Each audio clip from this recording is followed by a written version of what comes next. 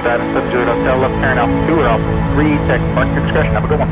We'll go Alpha 3, 37 Juliet Hotel. Goes 4794, so 33 left, point off restriction slot is 8.5 mile final, level end position. Level 12 Juliet, left turn Alpha 4, join Alpha contact ground off.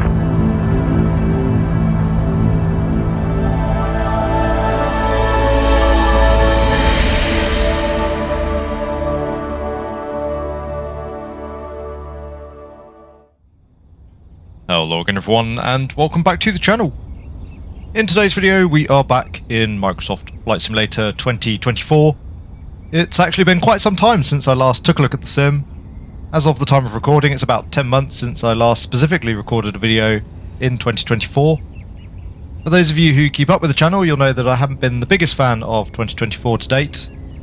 Asobo though have been hard at work since the sim was released. There have been a number of updates, and I gather that Sim Update 3 in particular has been a bit of a win for the sim. So I thought it was about high time that we jump back in, give the sim another go, and see what we find. For our flight today, we are currently on the ground at Darrington Municipal, pretty much picking up where we left off on our last flight with the Milviz Cessna 310. We're going to be taking famous flyer number 12, the Carenado PA28 Dakota, on a scenic evening tour further around the state of Washington. Departing out of Darrington, we'll head north initially, and then tracking out towards the west, ultimately for a landing in Friday Harbour. Again, the aim of this flight really just for me to see how far things have come with Microsoft Flight Simulator 2024. I was also pretty interested to give the Dakota a go. Personally, I rather enjoy most of Carenado's newer output, and I do have some time as well in the PA28, albeit only the Warrior and the Archer. Along the way we'll cover off a few topics, and I'll also be giving somewhat of a guided tour of the area. As always, I really hope you enjoy the flight. If you do, please consider giving the video a like and subscribing to the channel. If you don't want to miss any future content, do hit the notification bell. And if you would like to help support the channel further, you can do so by becoming a channel member or patron. So today then we find ourselves in the cockpit of famous flyer number 12. That is of course the Carenado PA28 Dakota. And once more, we're currently on the ground at Darrington Municipal, more or less picking up where we last left off with the Milviz Cessna 310. Not a whole lot for us here to do. We've already got the door closed up, we are strapped in, so running through the pre-flight checks. Seats are adjusted and locked, hatches and harnesses are secure. The parking brake is set, radios, we've got the avionics master switch off. Flight instruments are checked. We'll check the HSI again later on, but showing a heading roughly due east, same there on the magnetic compass. And for the altimeter here, the QNH today is 1031. So we'll just set that here on the altimeter. There's 1031, 30.42 more or less, giving us an aerodrome elevation there of 520 feet, about 550 I think here in reality at Darrington. So the flight instruments are checked for the flight controls. We have full up, full down, and neutral, full left, full right, and neutral, and on the rudder, full left, full right, and neutral. Trim is set through to neutral there on the elevator, same here as well on the rudder. For the flaps, we'll just check those in stages.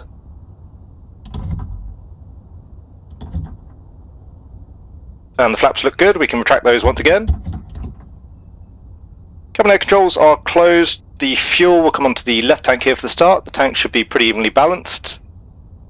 The start checks itself will operate the throttle here. We've got full and free range, and we'll come through to about ½ inch. Mixture, interestingly there seems to be a little bit of a bug here with the mixture. If we use our hardware here to bring the mixture up, we're not going to see any rise in fuel pressure. We do that though in the aircraft, things work correctly, so the mixture is set fully rich, prop is set through to high RPM. Throttle friction is set, carburetor heat is full and free, set cold, master switch is on.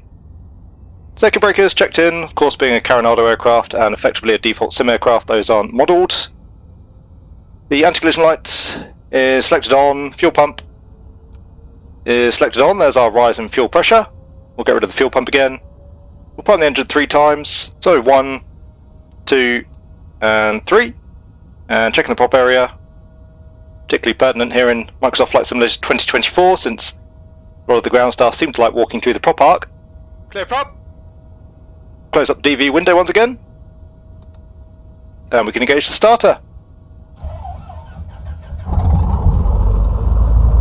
Here we do have a good start, just adjusting the throttle here to maintain 1200 RPM, letting the engine tick over. Oil pressure is up in the green. The brakes are holding. Ammeter is checked, same as well for the suction. Mags are selected through to both. We'll turn on the electric pitch trim. Flight instruments once again showing 095, and just reading over that there on the magnetic compass. Altimeter looks good, the rest of the flight instruments are checked. Avionics master switch can go on. Just waiting here for the autopilot unit to initialise. We'll squawk standby and 1200. Of course it's a VFR flight here today. And as well we'll just wait here for the Garmin units to initialise. In the meantime we'll set the CDI bar, departing off runway 10 here this evening. Just using that as a reference, you can see there, looking at the windsock, the wind slightly favouring an easterly departure. We'll set the heading bug here as well onto runway heading.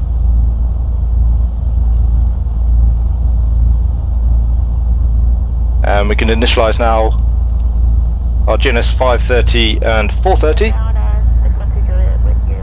These are currently in the satellite acquisition phase. Again, transponder is set through to standby. We'll set 4000 pre-selected here for the autopilot. In terms of the warm-up, you can see there the oil temperature now nicely within the green, just approaching 80 degrees. Again, not all that much fidelity modelled, of course, with it being a default aircraft. And for the setup here later on the GNS, we're just going to set a direct to Friday Harbour. We're not going to be using the GPS here primarily for navigation today. Mostly it'll be a visual flight. We will also make use of some VFR and potentially some ADF navigation.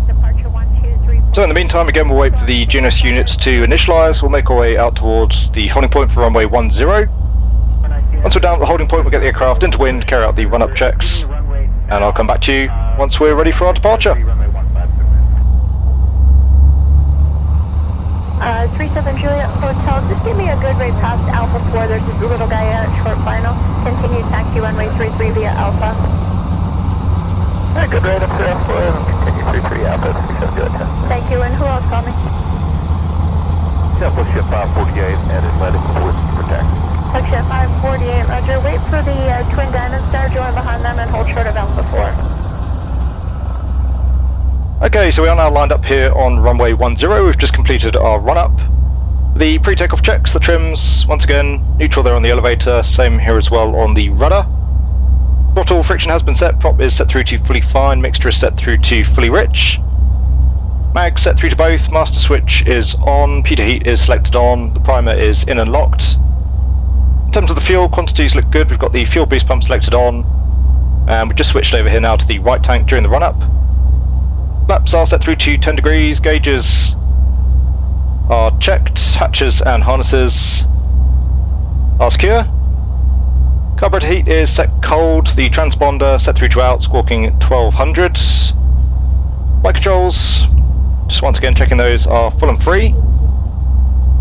Strobes are selected on, landing lights are selected on, that is the before takeoff checklist complete. So we'll take off the parking brake, coming up on the throttle. As you can see there from the windsock, slight crosswind out from the left.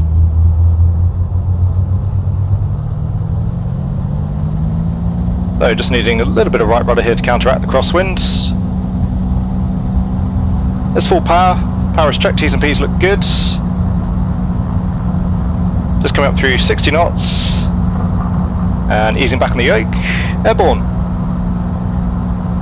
We'll pitch around 80 knots initially here during the climb. We'll keep full power, just wait until we're up through 300 foot above aerodrome elevation. As 800 feet, we'll start a left turn, and we can retract flaps.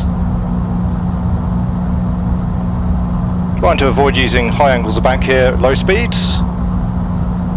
And up through 500 foot now, we'll come back towards a climb power setting. We'll go with 25 inches on the manifold pressure, and we'll just hold the RPM for the time being. Power is set. Approaching 1000 foot AGL. Once again, temperatures and pressures looking good. We'll get rid of the auxiliary fuel pump. And continuing here in the climb up to 4,000 feet.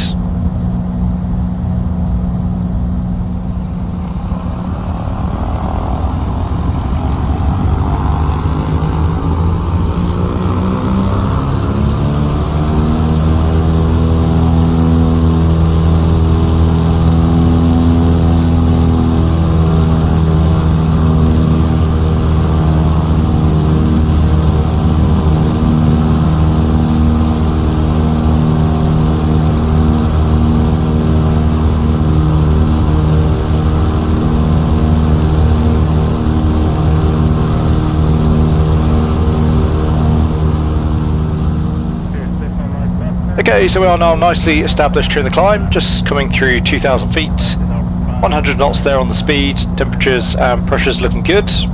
We'll just come up slightly again here on the power, looking to maintain 25 inches here on the manifold pressure during the climb. So leaving Darrington now behind us, as you can see we are flanked here by high terrain.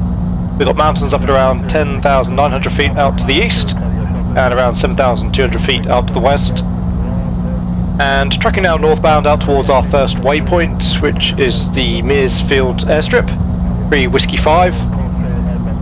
As we turn the corner and start heading northwest here as well, you should be able to see Mount Baker in just a moment's time. So as planned, continuing the climb here up to 4,000 feet. We're going to be maintaining that throughout the duration of the flight. Later on we've got the Whitby Naval Air Station class Charlie airspace, and maintaining 4,000 feet is going to keep us clear of that as we come out over the bay. And there is Mount Baker just coming around the edge of the hills. As you can see, quite a dominating feature there of the landscape, around 10,800 feet at the peak. Somewhat dwarfed though by Mount Rainier out to the south of Seattle, that's up around 14,500 feet. More or less for the time being on a northerly heading, currently following the course here of the Sauk River down below us. That's going to take us overhead Rockport and ultimately joining up with the Skagit River to take us westbound.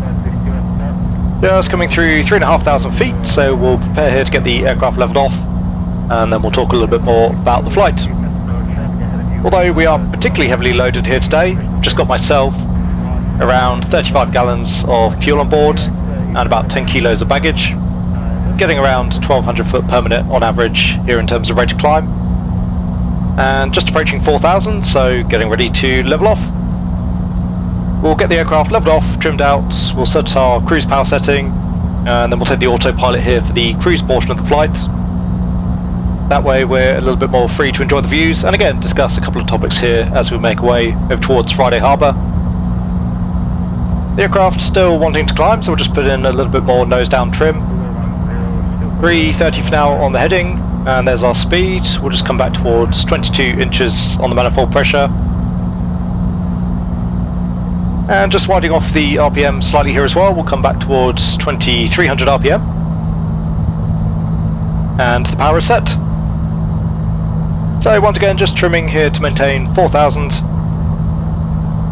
And looking pretty good now there in terms of the trim. So as mentioned, we'll take the autopilot, we'll go autopilot and heading. And out, we've got out 4,000, just making sure that does capture. Looks like we are just a touch shy, so we'll come into VS. There's VS minus 200. We should also arm the altitude capture here, which doesn't seem to work in the aircraft, although we are also fairly close to the level off. The fuel boost pump is off, we'll leave the landing light on, and we are now up above 3,000 feet, so we can leave the engine out here as well. The EGT gauge here in the Carenado Dakota doesn't seem to have an awful lot of give as we lean out the engine, as you'll see. There isn't much movement at all really from the needle, but I know if we lean back to around 11 US gallons per hour, that should be a pretty reasonable fuel burn here at our current altitude. And there we have 11 US gallons per hour. At the moment showing about 30 miles or just shy, 13 nautical miles here per gallon. So tracking 330 on the heading. We might come back to the CDI later on for some VOR navigation, but for now we'll just set up Friday Harbour as a reference in terms of runway direction. So landing here on runway 34, so we can set our course here as a visual reference for the runway. And in terms of our GNS units, we can set those both through to the nav page, We've got 142 here currently on the ground speed. Once we come around the corner we should pick up a little bit more of a tailwind. And speaking of which, we can start to slew our heading around here again, once more just currently following the contours of the valley. So as mentioned, following the course for now of the Sauk River inbound towards Mears Fields, we've now got Mount Baker right off the nose. In terms of this particular flight then, there are a couple of reasons that I wanted to make the outing here today. Primarily I thought we were long overdue another look at Microsoft Flight Simulator 2024. I personally haven't spent much time with 2024 since the end of last year, but of course there have been a number of updates to the sim since then, so I thought it'd be interesting to jump back in. We'll just come back down to the GNS 530 here. We'll set up a direct 2 towards Friday Harbour. Really nice having the working title functionality again back here in the GNS 530. So Friday Harbour itself, the ICAO code is Kilo Foxtrot Hotel Romeo, and indeed that gives us Friday Harbour. We can activate that, and you can see at the moment we've got about 57 miles to run, about 20 minutes or so. Again, we should pick up a little bit more ground speed here as we round the corner. And again, we're not necessarily going to be using the GPS in terms of a tracking reference, we're just using it here for a DME and time reference. Just coming overhead Rockport, we can continue the turn. We've now got Mears Field out at our 11 o'clock, so we can continue to bring the heading round towards that. Off on the right of the aircraft, once we come around this particular ridgeline, we'll see Lake Shannon, and Mears Field as well as the town of Concrete will be located just off the southern tip of that. Yeah, Whiskey 409 has been tower on. Checking on now, Whiskey 409, with located 15. Yeah, Whiskey 409 has there's a couple obstacles to traffic. This is up in 31st of the Challenger, 1 mile more, not getting a risk on turn. Additional benefits, partial between 1. I just got 409. Okay, so we are now just turning overhead waypoint 1, again Mears Field. You can see that down on the GNS 530, code for that is 3 Whiskey 5.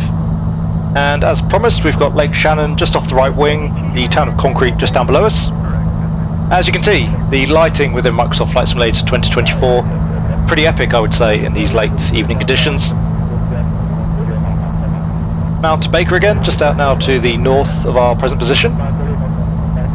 And still snow-capped even at this time of year, apparently, at least according to the sim. Anyway, as promised, we have now rounded the corner, and as a result we've picked up a little bit more ground speed now, a bit of a stronger tailwind for us. We're doing 155 knots over the ground, so about 20 minutes to run. As we mentioned, we're not going to be using the GNS here as a navigational reference. Instead we'll use the Penco VOR. That's on a frequency of 117.2, so we'll tune that up. Unfortunately, the avionics on the Dakota at the moment do seem to be a little bit hit and miss. You can see here, for example, on Nav1 we are picking up Pencove just fine, and currently showing 40 miles to run on that. Again, just referencing the charts, Friday Harbour located on the 305 radial outbound from Pencove. However, if we tune up the same frequency here on Nav2, so again 117.2, you can see that for whatever reason we don't seem to pick that up here on the second OBS. Interestingly though, if we listen in here on Nav2, it probably is going to be very difficult for you to hear during the video, but we can actually pick up the identifier for Pencove. And similarly, Friday Harbour actually itself has a co-located NDB on a frequency of 284. We can switch that across. Not picking that up at the moment as well, which is not necessarily a surprise at this sort of range, but you'll see even later on as we approach the field we don't pick that up at any point, or at least I'm not expecting to hear throughout the flight. Perhaps not a huge surprise for a Carenado aircraft, although it does have to be said the Dakota is a really nice free addition to the sim. But given that the last few famous flight aircraft were essentially an apology offering from Asobo for the state of Microsoft Flight Simulator 2024 upon release, I certainly would have thought personally that the aircraft would have been finished to a very exacting degree. There doesn't seem to be a whole lot of point, to me at least, of apologising for the state of the sim and then offering up further products that also have their own associated bugs. Bearing in mind as well, this aircraft is a payware offering for Microsoft Flight Simulator 2020. Although I haven't actually tried the Dakota in 2020 yet, it would be a shame if these bugs carry across as well to the other sim, which I suspect they do. That being said, they should be easy enough bugs to fix, hopefully. Carenado do tend to offer their products up at a pretty reasonable price. And once more, as a freeware offering at least, the Dakota is certainly a very nice addition to 2024. Anyway, continuing to follow the course of the river for now, on a southwesterly heading. We've now picked up the Skagit River and heading in towards the sunset. So that's going to take us towards waypoint 2, which is the town of Cedro Woolley. As well, Skagit Bay Regional Airport, Kilo Bravo Victor Sierra. Still flanked by the hills at the moment, but you can see that is easing out towards the lowlands. And this particular transition takes us from the really rugged mountain scenery, the most beautiful part of the Pacific Northwest, and we're now heading in towards the rich farmlands of Washington's lowlands, here off the nose. Probably a little bit tricky to make out in these lighting conditions, but we've got the town of Cedro Woolley just off the nose. Thereafter we've got the town of Burlington, and just past Skagit itself out to the west again we've got the Class C airspace of Whidbey Island Naval Air Station. Lastly, if you can make it out here through the haze, we've also got the Canadian border. That's out at our 12 o'clock, probably some 70 miles or thereabouts now out towards the west. Seattle at the moment just currently still buried away here behind the hills, the same as well for Mount Rainier. Seattle is about 60 miles off to the south, Mount Rainier probably closer to about 100. So again, not all that far from our present position, with both Seattle and as well Vancouver, British Columbia, pretty much next door to us in this part of the world. So for now, just continuing on our heading of 240 degrees, we're going to continue to track that until we come out past Skagit Bay Regional. Once more, just out to the west of that, we've got the Whidbey Naval Air Station. We'll continue westbound out into Padilla Bay, and once we're clear of the Class Charlie, we can descend down into San Juan. Hey, remember 5 Alpha Golf, turn left Alpha 6 or 7, go up and contact ground point 9, have a good Left Alpha 6 or 7, ground point 9 or 5 Alpha Golf. Take it to the 799 after that, runway 33, Line up avoid runway 33, that's just 799. Now taking room 605 Alpha Golf, clearing at Alpha 6. Okay, so we are now approaching Padilla Bay. We're also coming up and being the town of Burlington just off the left wing. And you can also see Skagit Regional just off our 10 o'clock. Again, that was my original hoped planned destination. Really nice little airfield. And once more, we've got Whidbey Island Naval Air Station there just out towards the southeast, with, as we've mentioned, that associated Class Charlie airspace up to 4,000 feet. No further terrain considerations as well now for us as we leave the mountains behind us, coming out now into the lowlands. Apparently this part of the world, Skagit Valley, is famous for growing tulips here in the spring. As you can see, and as we've mentioned, there is quite a lot of farmland here in the area.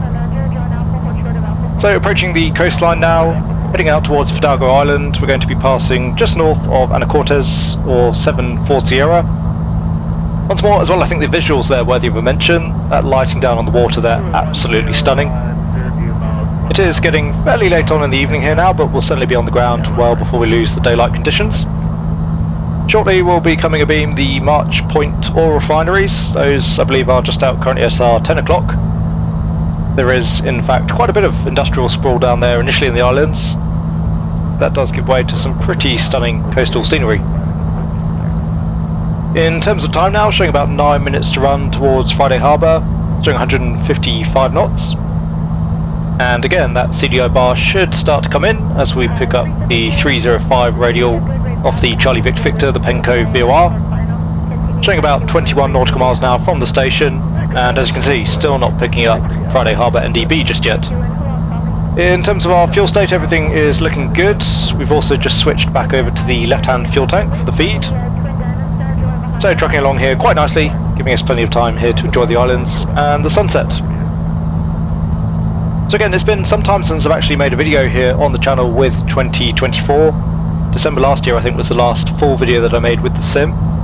That being said, of course I have periodically jumped back into the sim myself. Unfortunately though, as I think I mentioned in a couple of my previous videos, whenever I have jumped into the sim I found it to be a fairly underwhelming experience thus far. And typically I'll spend 20 or 30 minutes or so trying things out and finding myself wanting to walk away again pretty quickly. It certainly though gives me no pleasure to say that. Of course I want Microsoft Flight Simulator 2024 to be a success. And it does, again with Sim Update 3, finally start to feel as though Asobo are getting a handle on things. Although I do have a pretty significant laundry list of things I would like to see fixed, improved, changed.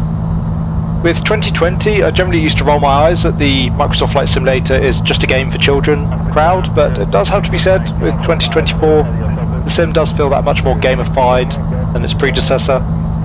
It is possible, I think, to use the sim as a sim, but to me it does feel as though Asobo have tacked more towards the casual crowd with this particular release. I know that many simmers weren't even happy that 2024 was proposed. I know that many of you, like myself, were expecting 2020 to be the primary platform and to be supported going forward for a number of years. Personally, I wasn't too upset about the situation. Historically, Microsoft have released a new sim every couple of years, but it is frustrating that the player base and as a result developers, various products have now been split down the middle. I don't think that's good for players or developers alike, and it has left the whole market a little bit confused. As well, once again, a new sim obviously should build off the old sim, and in many respects that isn't the case with 2024. There are certainly improvements to be had with the new sim, and I do think it is more capable, but we have also seen many steps backwards in terms of core features available within the sim. Anyway, we've probably spoken about that enough in previous videos. I think most of you are in agreement.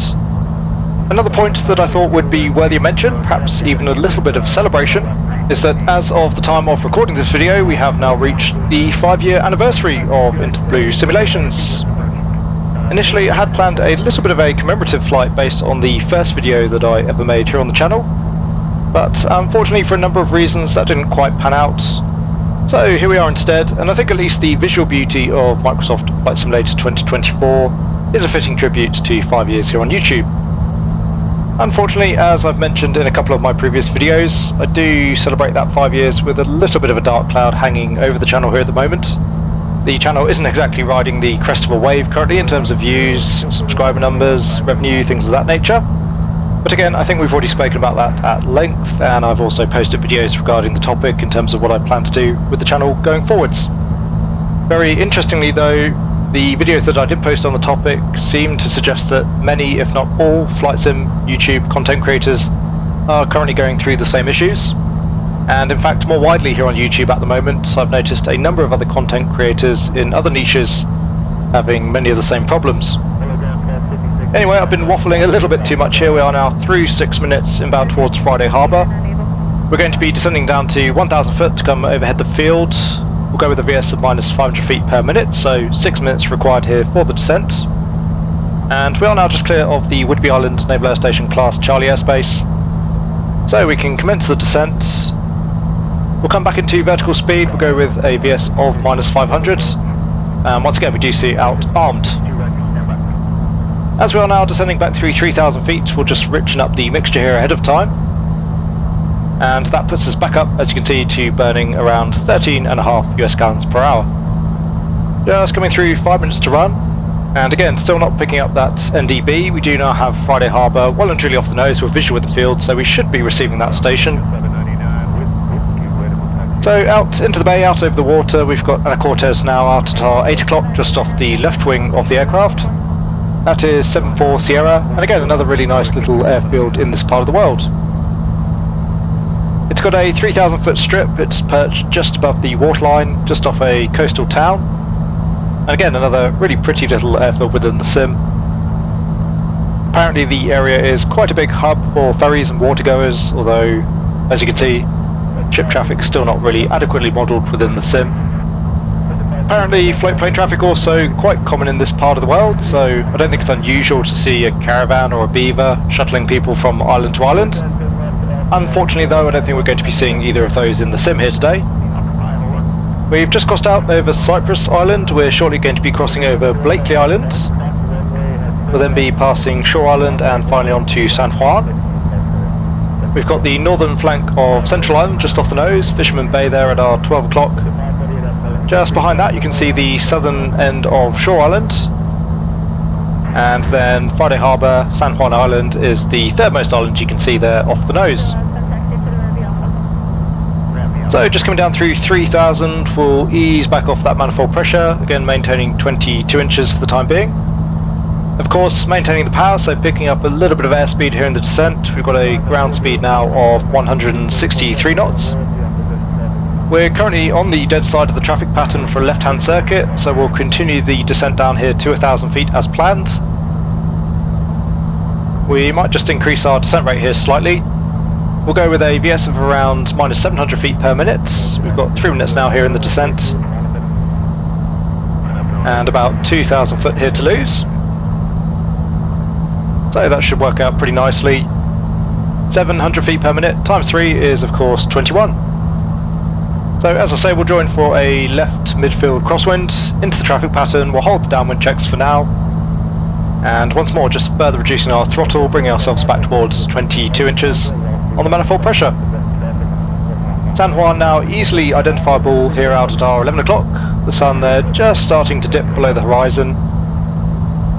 So San Juan Island, and then the next bank of land that you can see after that is once again British Columbia, so Canada.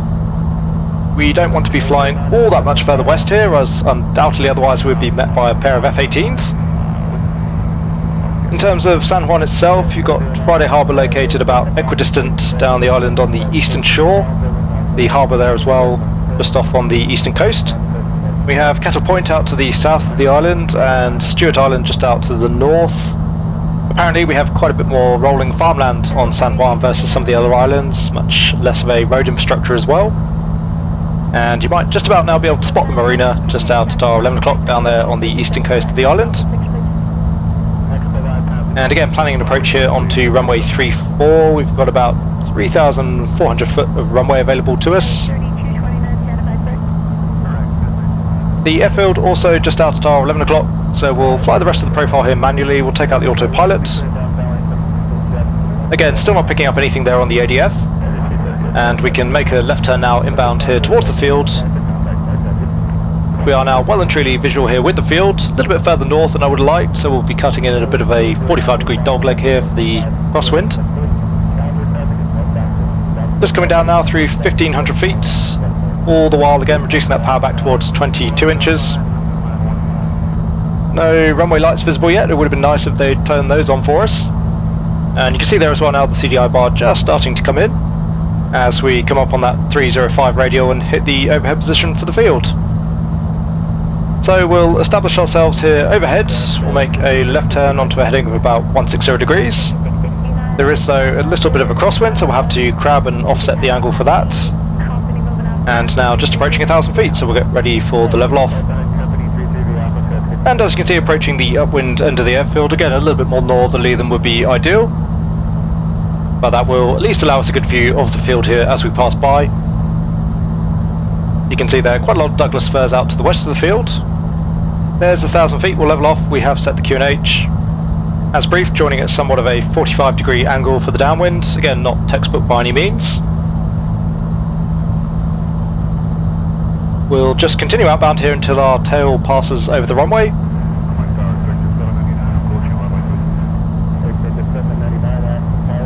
And looking good now in terms of our positioning, so we can make that left turn for the downwind. We'll start reducing power here as well.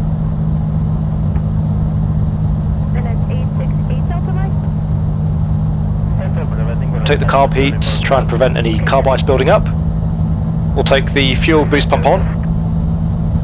And in terms of our fuel quantities, they're both still pretty evenly balanced, so we'll just stay on the left-hand tank here for the time being, allowing that speed to roll off.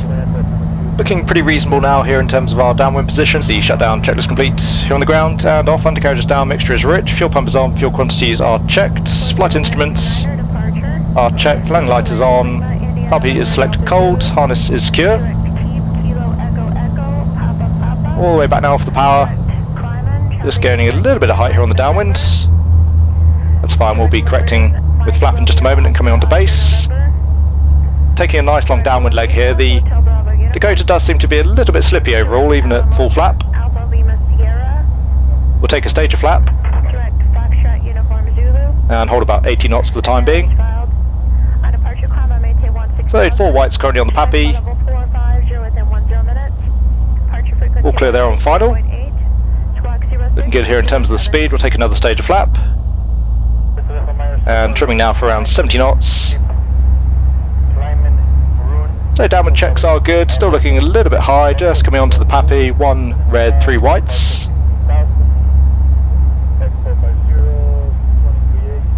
Doing about 500 foot per minute here in the descent, and you can see idle power not bleeding off a whole lot of speed. We'll go through to full flap. So again, it definitely pays to fly a fairly conservative approach, I find, with the Dakota. I don't know how true to life or not that is of the aircraft. Happy now with the speed. In terms of our landing checks then, pitch is full fine, undercarriage is down, flaps are set. The landing clearance has been received, the runway is clear. Nicely on profile, just lose another 5 knots here on the speed. Down through 500 foot, we'll get rid of the carb heat.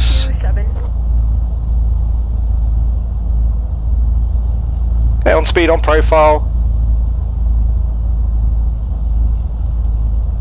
Just line up here as well, the CDI bar. Should have done that ahead of time, but if we need it for the go around, it's there. Same as well for the heading bug. And we'll actually trend low here on the Pappy. Not too worried about that in a GA aircraft. We'll just get the aircraft touch down as close as we can to the threshold. And then we'll just roll through, probably take the second exit off on the left. So 60 knots, speed looks good. A little bit of a crosswind out from the right this time. Okay, idle power, holding the aircraft off. Just catering for the wind. Into the flare. Let's touch down. A little bit of left rudder here to, again, cater for the wind. And just letting the aircraft roll through, we'll bleed off that energy and vacate off to the left.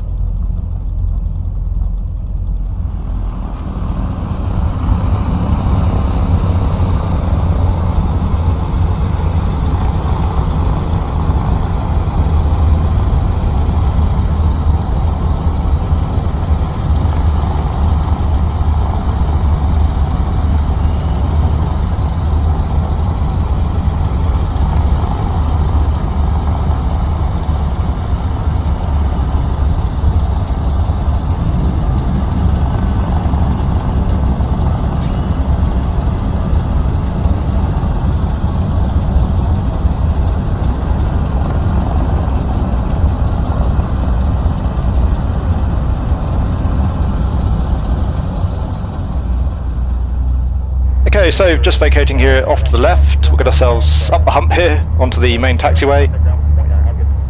Always a little bit disappointing that so many of the handcrafted airports in the sim do have terrain issues. Obviously, being handcrafted, those should all really be taken care of. Anyway, we are now clear of the runway, we'll retract the flaps. Carb heat is set through to cold, we'll get rid of the fuel boost pump, the landing lights, pitot heat, and as well there the transponder. We're going to get ourselves parked up, we'll run through any last after landing items, and then we'll get our Dakota shut down. So inbound towards the main apron. Looks like there's a couple of spots available here off on the right. We'll just swing the aircraft around. Coming in here behind the fuel truck.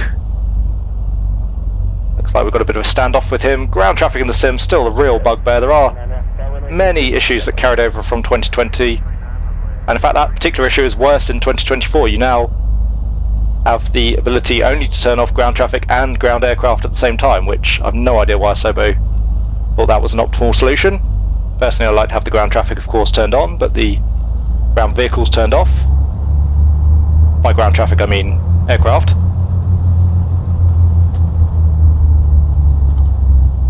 Okay, so swinging ourselves around, park brake is set, just bring the throttle up to 1200 RPM, we'll let the engine tick over.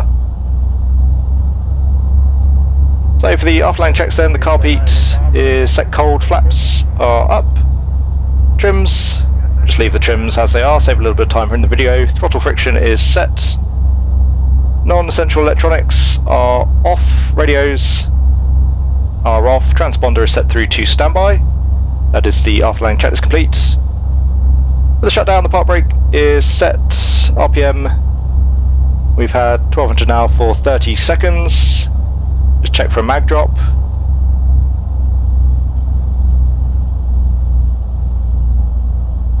And all good. Radios are off, throttle is set, mixture will bring back through to idle cutoff.